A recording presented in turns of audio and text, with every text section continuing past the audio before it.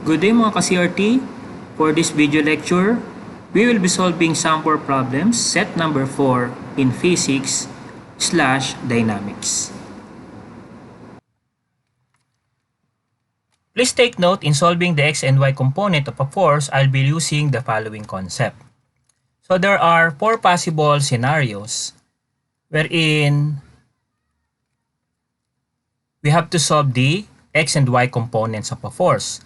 Let's say the force lies in the first quadrant. We need this angle. So if this is force F, x component is equivalent to F, and the trigo function cosine of that theta. While for Fy, this is F sine theta. If the force lies in the second quadrant, we need to get the theta with respect to this x-axis, the negative x-axis. Okay? Then if this is F, so the F component or the x component of F here is negative F cosine theta, and the y component is F sine theta. Okay? Third scenario, if the force lies in the third quadrant, we need to get and locate the theta here. If this is F, so the x component is negative F cosine theta, and the y component is negative F sine theta. Then fourth scenario, if the force lies in the fourth quadrant, we have to get the theta here. And if this is F, the x component is F cosine theta, and the y component is negative F sine of theta. So as you can observe here, we need to establish first the angle theta as shown. So all of the fx will be solved using the cosine function, and all fy will be solved using the sine trigonometric function. First example, find the tension in the string and the acceleration of the system. So we have two blocks here with masses of, for mass A, 120 kilograms, mass B, 65 kilograms. Assume frictionless pulley and surface. So for this problem, this is called double incline. So first, we have to know the direction of the motion. So since MA is heavier than MB, we will assume the direction of motion in this direction. So it will move in this direction. Therefore, this is also the direction of the acceleration. While for this box, the direction is here. It will be pulled by mass A. So the direction of acceleration with respect to mass B is here. Okay, with this direction. So let's proceed with the free body diagram.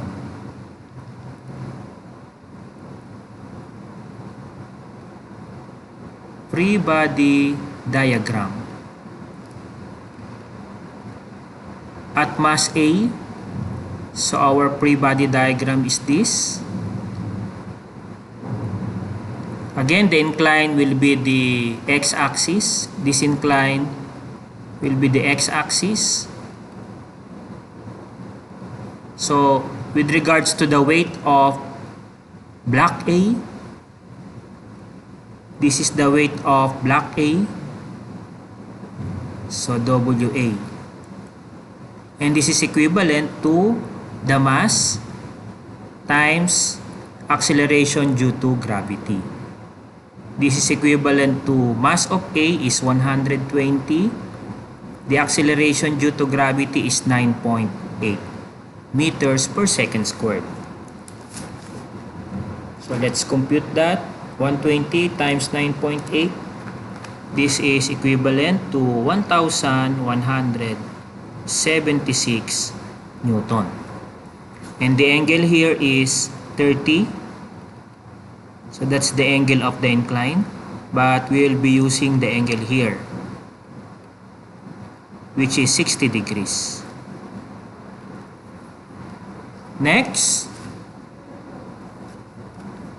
the tension in the string. The tension in the string with respect to the drawing, the tension with respect to block A, it will be going in this direction. But with respect to block B, the tension is going in this direction.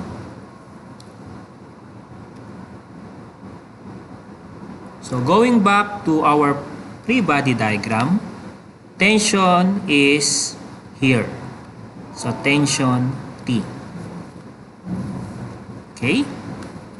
So for free body diagram of block B, so at mass B, the free body diagram is this. With regards to its weight, it will be here. So this is weight B, and this is equivalent to mass times gravity. So this is 65 times 9.8, and this is equivalent to 65 times 9.8, 637 newtons. While the tension with respect to mass B is going in this direction. Again, take note that the direction of acceleration is going here. Okay, so the acceleration goes here. So take note for that. We are now ready to solve for the F net equals MA formula. By the way, let us put this 53.1. This is the 53.1 degrees angle with respect to the second incline. But we will be using the angle here. So just simply subtract 53.1 to 90 degrees, and this will give you 36.9 degrees. So you can also take note of the components of WA and WB. For WA, the X component is going in this direction. So this is WAX. While for WB, the X component is going in this direction. WBX. So from the formula F net equals MA, we can derive two equations here. At mass A, our F net is, since the direction of acceleration is to the left, it means that is the positive direction for F net in constructing our F net. So meaning, T is negative in this case. Right? So A is going to the left. That is our positive direction in constructing the F net. Therefore, T is negative. While WAX here is positive. So this is WAX component, equivalent to mass of A times the acceleration of the whole system. So substitution, T is one of the unknown parameter, while WAX is equivalent to 1176. This is X component, so cosine of 60 degrees. So we will be using this 60 degrees. Equals mass of A. This is 120 kilograms and then A. Rearranging this equation, let's put all term with variables to the left and constant to the right. So this is negative T minus 120A equals to 1176 cosine 60 transposed to the right. That's equivalent to negative 588. Okay, so you just solve for 1176 cosine 60 and transpose to the right. This is our equation 1. Next, free body diagram of mass B. For the F-net calculation, take note, the acceleration is going to the left. So the sign of T here, the tension here is also going to the left. Therefore, T here is positive. While WX or WBX going to the right, and this is negative. WBX equals mass of B times the acceleration of the whole system. So this is equivalent to T is unknown, then WBX is 637 cosine of, we will be using 36.9 degrees, equals mass of B, this is 65, multiplied by A, the acceleration of the whole system. Rearranging the equation, so we have T, then transpose 65A, we have now negative 65A, and transpose negative 637 cosine 36.9 to the right, it will give us 509.40. So this is our equation 2. So we have two equations, two unknowns. We can solve this simultaneously, or you can use your calculator. So if you know the function mode 5.1, you can solve that.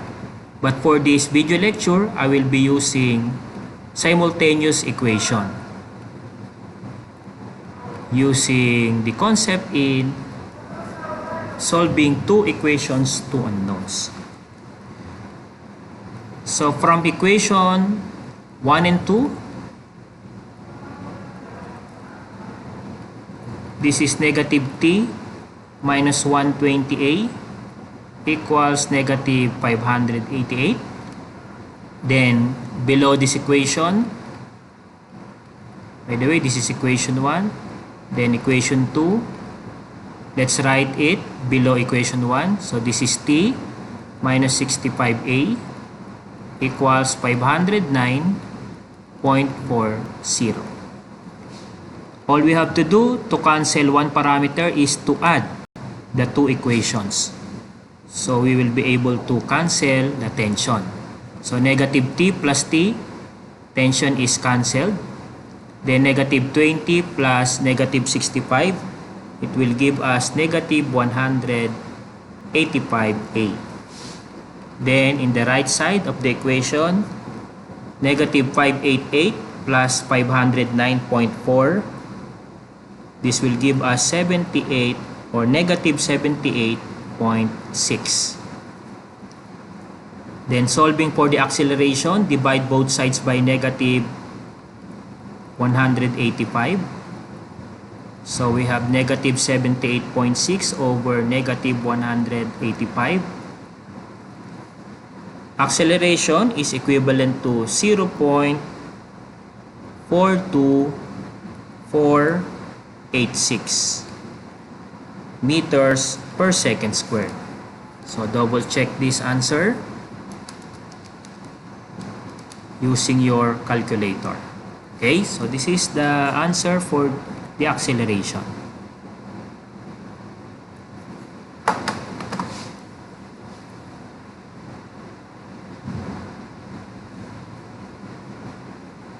Okay, so let me use our shortcut.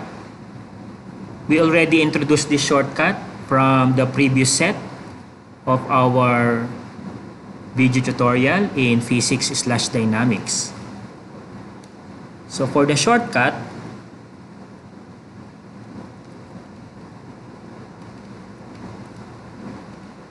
this is for solving the acceleration of the whole system. This is F net divided by the summation of the masses. So I hope you can recall this shortcut. Without isolating or constructing the free body diagram, so what is our F net with respect to the drawing? So our F net is simply due to the weight of each block. So we have, take note, we have acceleration in this direction. Therefore, this is our positive direction. And with regards to the drawing, our F net is equivalent to the direction of WAX, which is positive, and the direction of WBX, which is negative WBX, divided by the summation of the masses, 120 plus 65. So substitution, we have 1176 for WAX, cosine of 60. For WBX, this is 637 cosine of 36.9 all over 185. So solving for the acceleration, this will give us the same value, 0.42486 meters per second squared. So this is the same with our previous calculation. So to continue our calculation, from our previous slide, we already calculated the acceleration of the whole system. This is equivalent to 0.42486 meters per second squared. And we will now be solving the tension. So we can use either equation 1 or equation 2.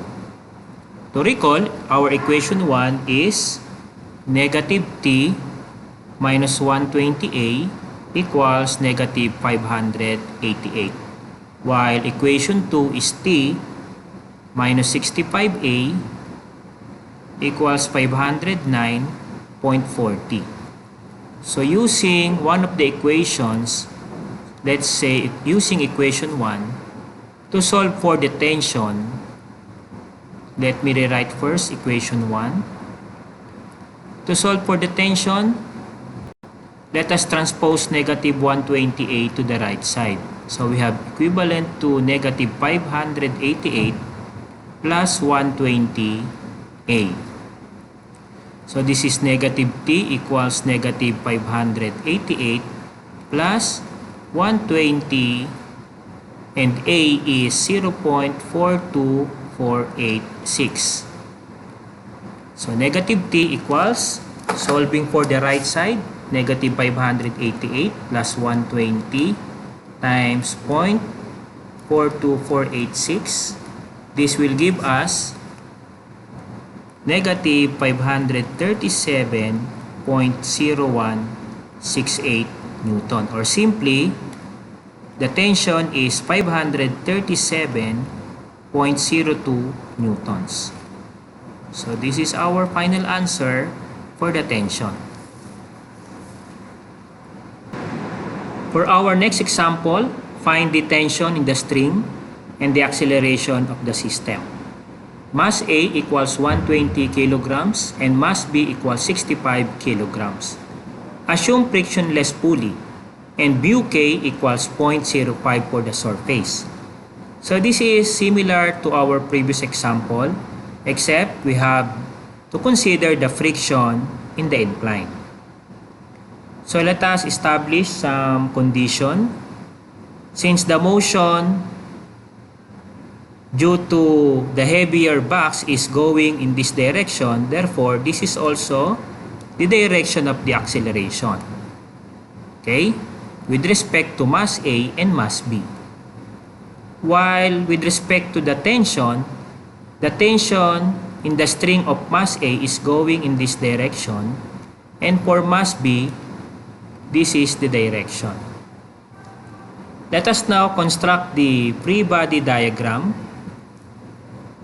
The free body diagram at mass A, okay, correspond to this drawing. So again, the incline is the x-axis. So for the tension with respect to mass A, this is the tension. And since the movement of the motion is the same with the acceleration going in this direction, so this is now the direction of FA. While the normal force NA is going in this direction.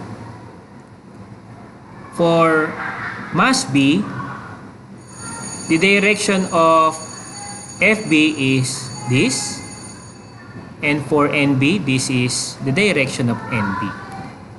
Okay? So let's go back to the free body diagram of block A.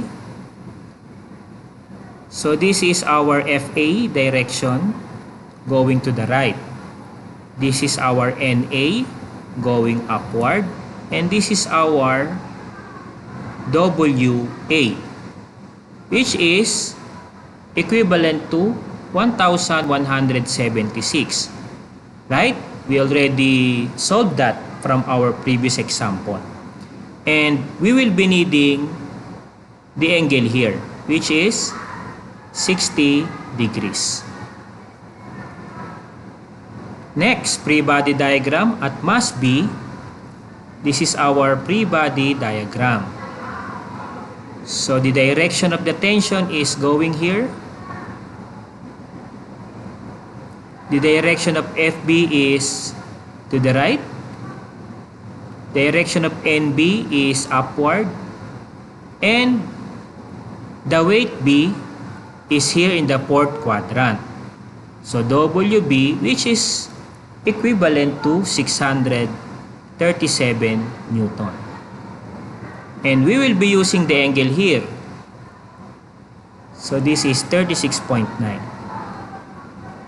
Okay, so this is just the same illustration or free body diagram with our previous example. We just added NA, FA, and BFP. So let me insert the components for WA and WB. For WA, this is the X component, WAX. And this is WAY component. For WB, this is the X component. So this is WBX. And this is WBY.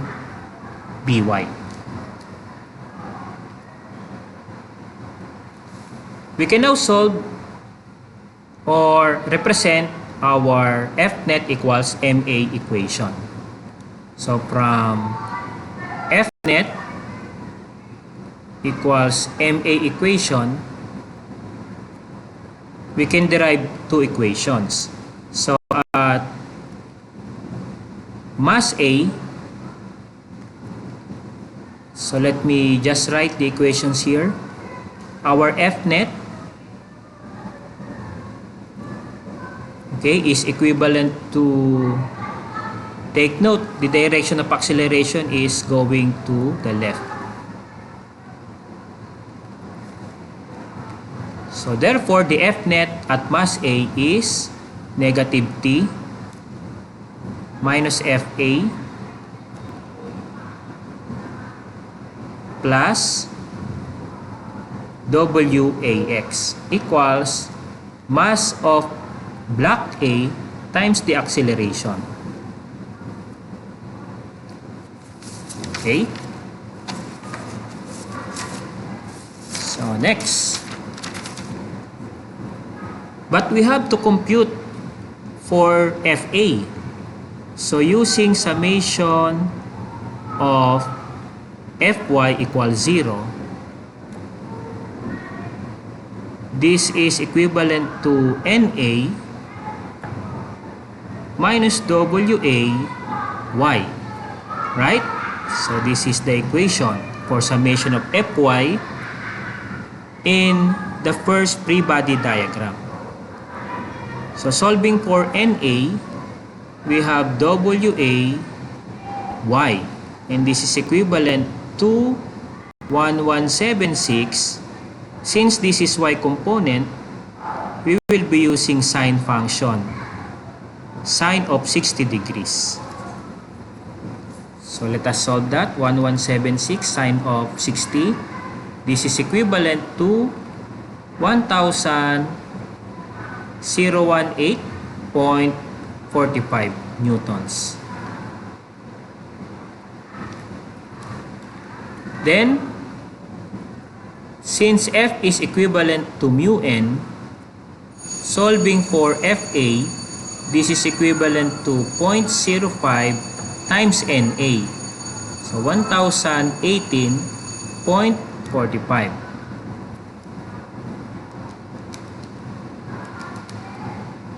This will give us 50.92 newtons.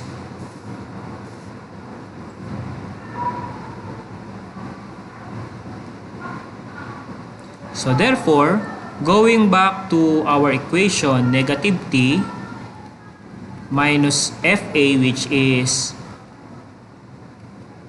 50.92 newtons, plus WAX, which is 1176 cosine of 60, equals mass of A 120 times A.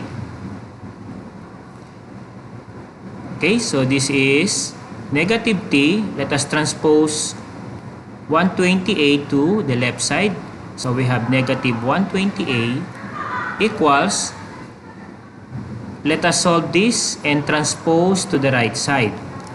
So that negative 50.92 plus 1176 cosine of 60 is equivalent to 537.08. Then transpose to the right side, this is now 500 or negative 537.08. So this is our equation 1.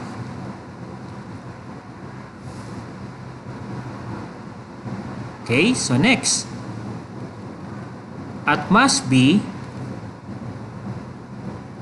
our equation for F net is equivalent to positive T, since they have the same direction. T and A have the same direction, therefore T is positive in this case. Minus FB. FB is in opposite direction with A. Minus WBX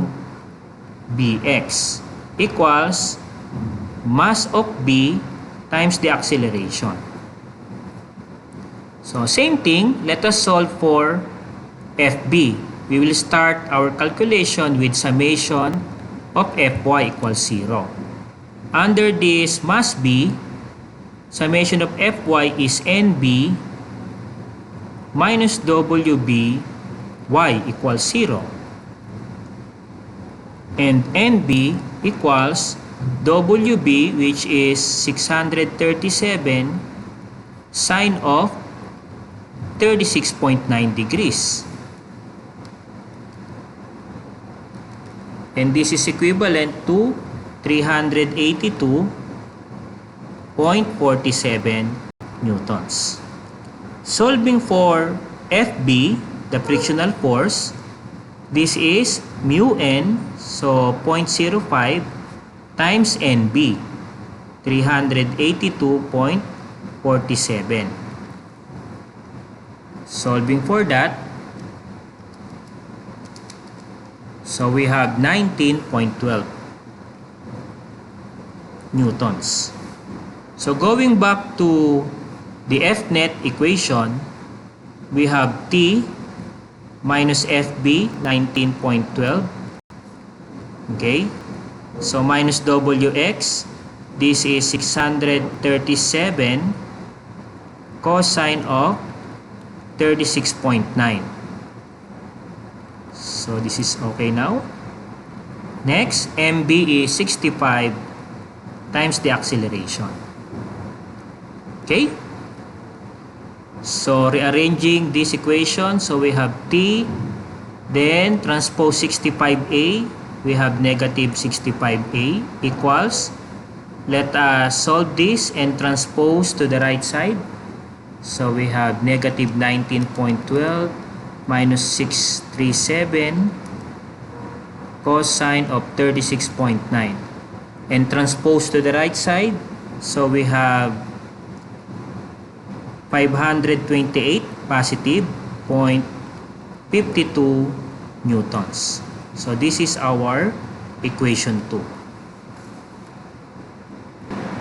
To continue our calculation, let us recall here our equations 1 and 2. So for equation 1, we have negative T minus 120A equals negative 537.08. For equation 2, this is T minus 65A equals 528.52. So you can use any convenient method to you in solving the simultaneous equations. But I will be using and recalling our shortcut. So for the shortcut, acceleration is equivalent to Fnet over summation of the masses. So let us recall some directions of the forces that we need in Fnet. So take note, the direction of motion and acceleration is going in this direction with respect to mass A and with respect to mass B. Then the effect of the weight of the mass A, for mass A, this is the effect of the weight. So WA X component. For mass B, this is the effect of the weight. WB X component. And the frictional force FA is in opposite with the direction of acceleration. This is the direction of FA. And this is the direction of FB. So with that, we can now construct our equation with regards to Fnet. All forces with the same direction with A is positive. And all forces with opposite direction with A is negative. Therefore, from our illustration, disregarding the tension T in constructing Fnet, so we have WAX positive, right? Minus FA, minus FB, and minus WBX. All over summation of masses. So in this case, 120 plus 65. Substitution for WAX. This is W, which is 1176. And for the X component, cosine. Cosine of 60 degrees. Minus FA, this is 50.92.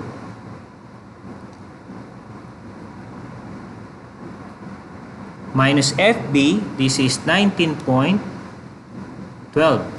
And minus WBY, this is 637 cosine of 36.9. All over 120 plus 65, 185. So solving for the acceleration,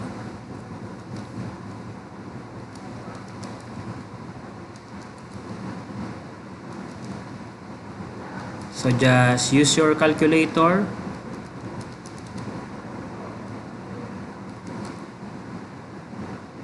And this will give us, for the numerator, this is 8.56. So over 185, the acceleration is equivalent to 0.04627 meters per second squared.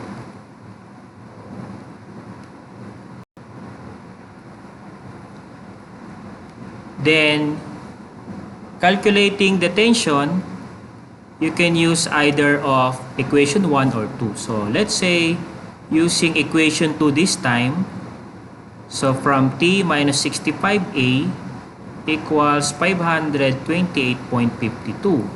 Solving for T, this is 528.52 plus 65A, which is A is 0.04627.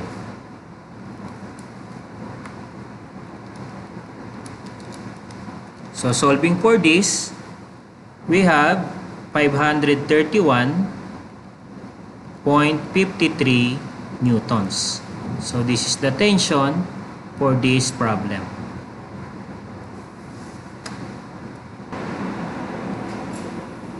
Third example, find the tension in the string and the acceleration of the system.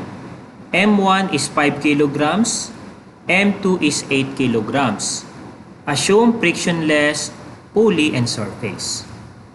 So first, let us establish direction of motion.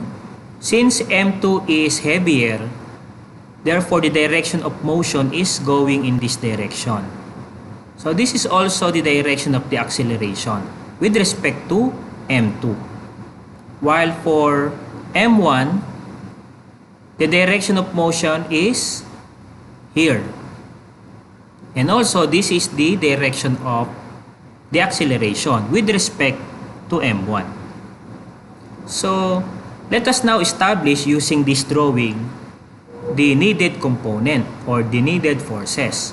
Take note, with respect to M1, we will be needing the effect of its weight. So the effect of its weight is this. So this is W1 X component. So we don't need the WY component since we will assume frictionless condition. Okay? While the effect of the weight of mass 2, the effect of the weight of mass 2 is going in this direction. So we will just be needing weight of 2. No need to convert or no need to get the X and Y component because of the arrangement of the block mass 2. So with this condition,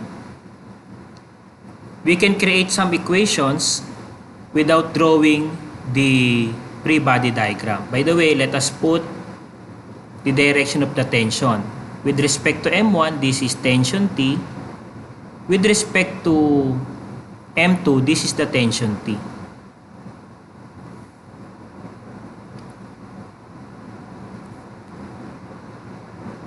At M1, our equation is positive T.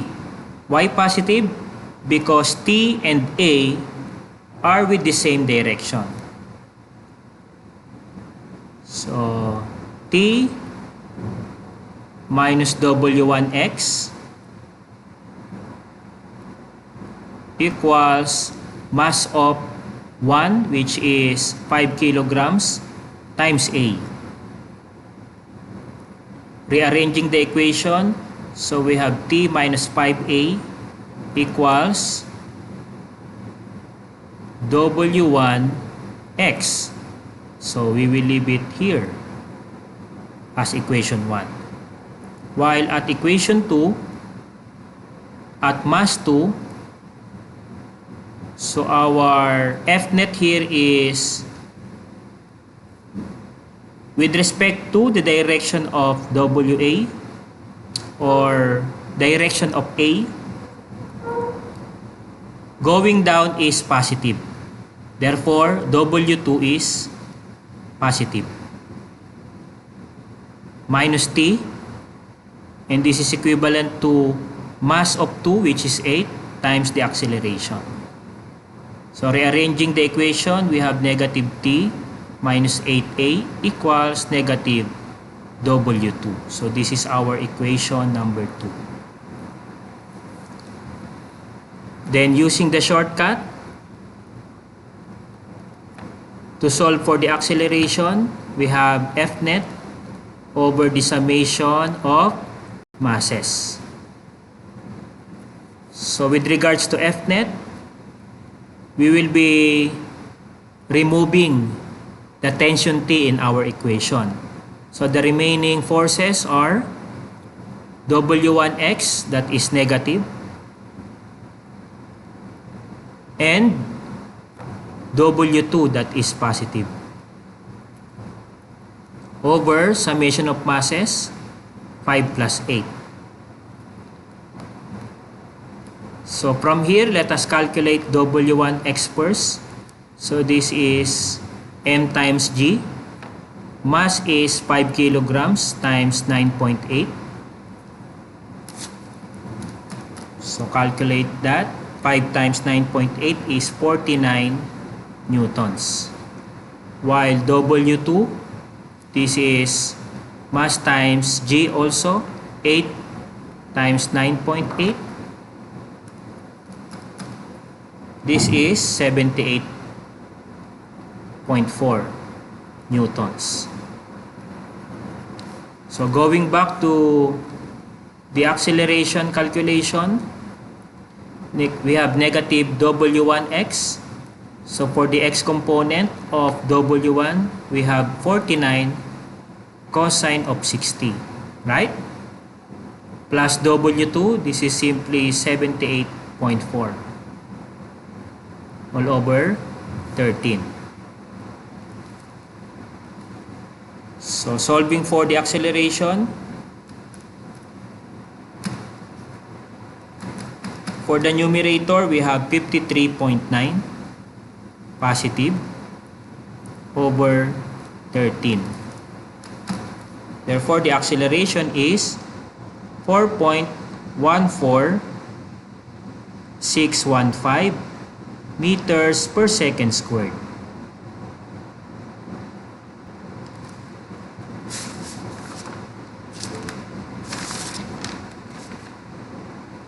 Solving for the tension, using equation 1, this is our equation 1. So this is T minus 5A equals W1x. T equals W1x plus 5A. For the substitution, W1 is 49 and its x component is cosine 60 degrees plus 5A. So 5 times 4.14615. So solving for the tension,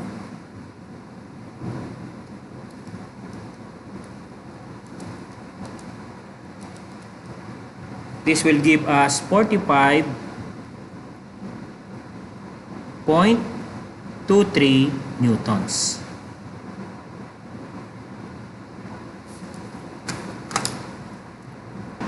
For our last example for this video, find the tension in the string and the acceleration of the system. M1 equals 5 kilograms, M2 equals 8 kilograms. Assume frictionless pulley but the surface has mu k of 0.3. So let us establish again the direction of motion. Since M2 is heavier, this is the direction of motion and also the acceleration. With respect to M1, this is A. And for the tension, this is the tension with respect to M1. This is the tension with respect to M2.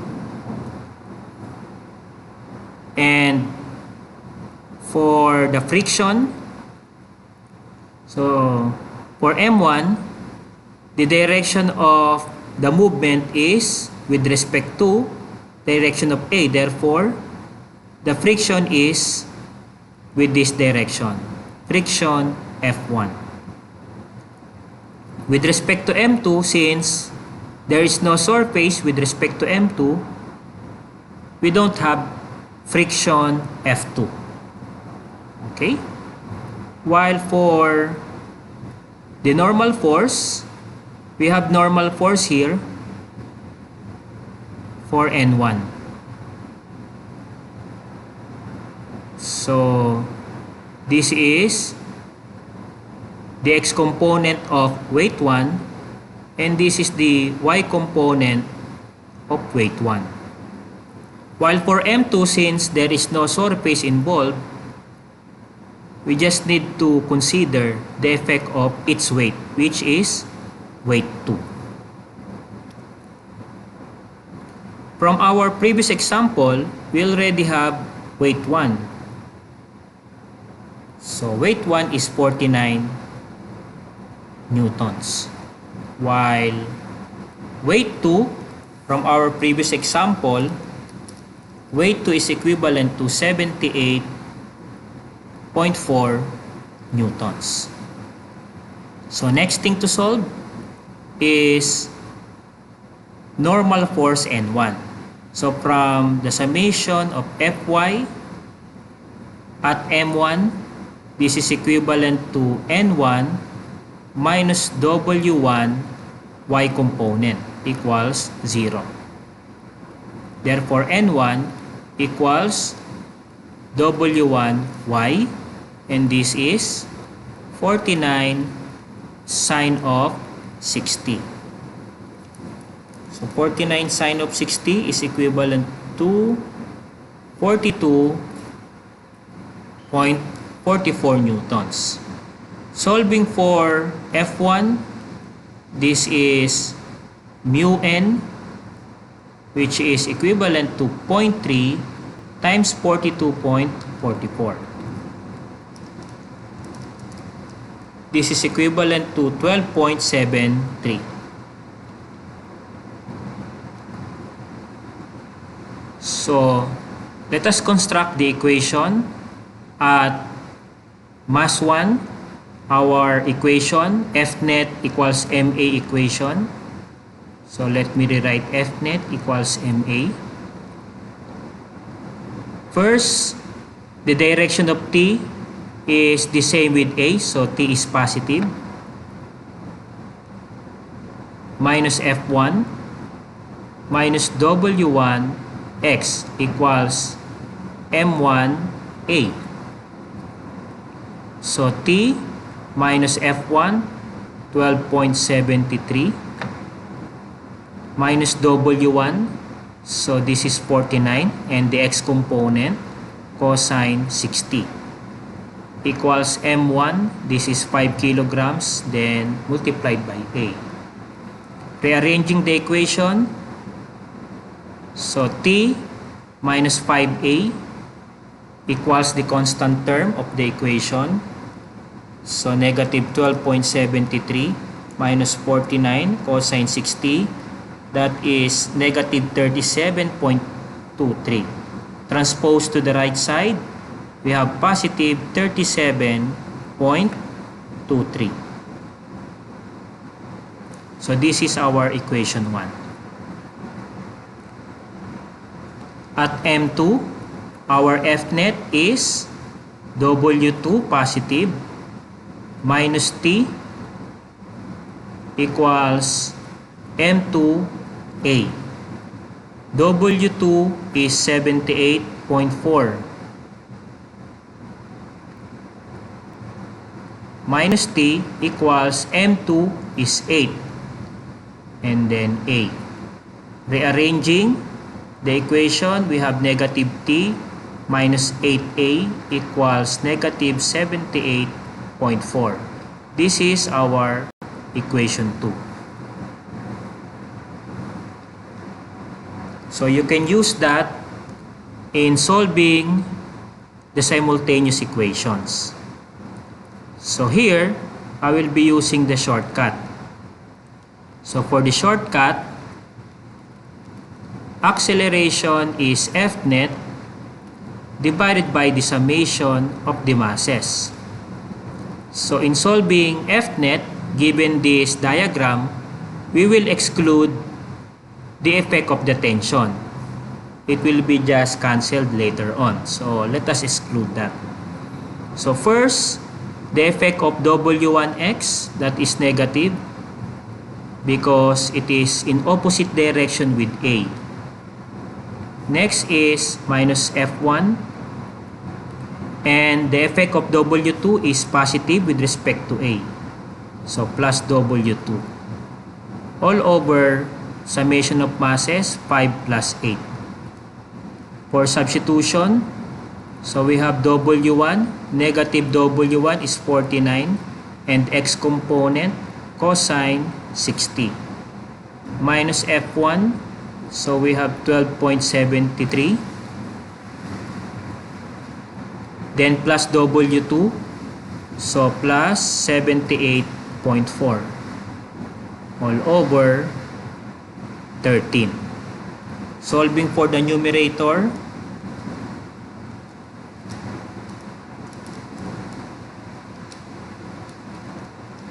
the numerator is 41.17 positive divided by 13.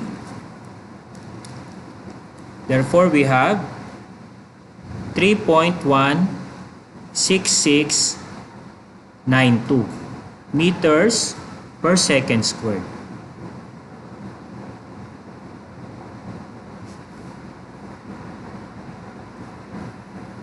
Solving for the tension now, using equation 1. So from equation 1, tension is equivalent to, let us just transpose negative 5A to the right side.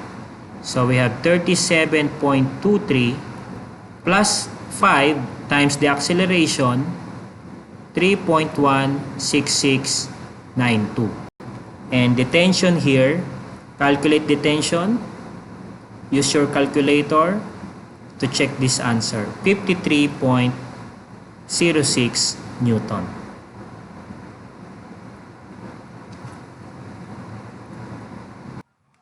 Thank you for watching this video lecture.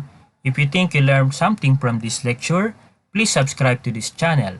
Click the like button, share this with your friends and classmates, and if you want, you can leave a comment in the comment section. Thank you and God bless to all.